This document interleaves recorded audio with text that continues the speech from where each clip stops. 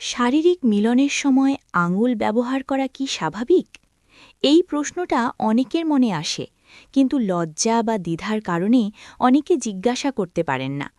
আজকের ভিডিওতে আমরা খুব সহজ ও ভদ্রভাবে এই বিষয়টি নিয়ে কথা বলবো, যাতে আপনার মনে থাকা ভুল ধারণা দূর হয় এবং বিষয়টি আপনি পরিষ্কারভাবে বুঝতে পারেন। মানুষের সম্পর্কের মধ্যে ঘনিষ্ঠতা বা ইন্টিমেসি একটি স্বাভাবিক বিষয়। অনেক দম্পতি বা প্রেমিক-প্রেমিকা একে অপরকে ভালোভাবে বোঝার জন্য বিভিন্ন উপায়ে কাছাকাছি আসে। আঙুল ব্যবহার করাও অনেক ক্ষেত্রে সেই ঘনিষ্ঠতার একটি সাধারণ অংশ হতে পারে।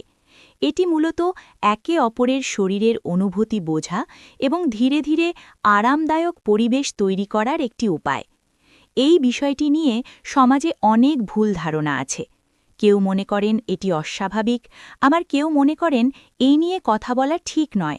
আসলে সত্যটা হল, মানুষের শরীর সম্পর্কে জানার এবং নিজের সঙ্গীর সাথে বোঝাপড়া তৈরির বিষয়টি স্বাভাবিক, কিন্তু সঠিক তথ্য না থাকার কারণে অনেকেই বিভ্রান্ত বা লজ্জা অনুভব করেন। ঘনিষ্ঠ মুহূর্তে আঙুল ব্যবহার করা অনেক সময় ধীরে ধীরে অনুভূতি তৈরি করতে সাহায্য করে। কেউ কেউ এটি ব্যবহার করেন সঙ্গীকে আরামদায়ক অনুভূতি দেওয়ার জন্য বা শরীরের সংবেদনশীল অংশগুলো সম্পর্কে বোঝার জন্য। তবে এখানে সবচেয়ে গুরুত্বপূর্ণ বিষয় হল ধীরে করা, সঙ্গীর প্রতিক্রিয়া বোঝা এবং সব কিছু স্বাভাবিক ও সম্মানের সাথে করা। সবচেয়ে গুরুত্বপূর্ণ তিনটি বিষয় হল: প্রথমত, সম্মতি।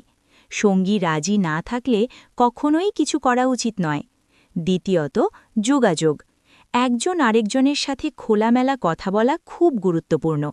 তৃতীয়ত, পরিষ্কার পরিচ্ছন্নতা। হাত পরিষ্কার রাখা এবং স্বাস্থ্যবিধি মেনে চলা অত্যন্ত জরুরি। এতে করে অভিজ্ঞতাটি নিরাপদ ও আরামদায়ক হয়। সবশেষে মনে রাখবেন, ঘনিষ্ঠতা একটি ব্যক্তিগত বিষয়।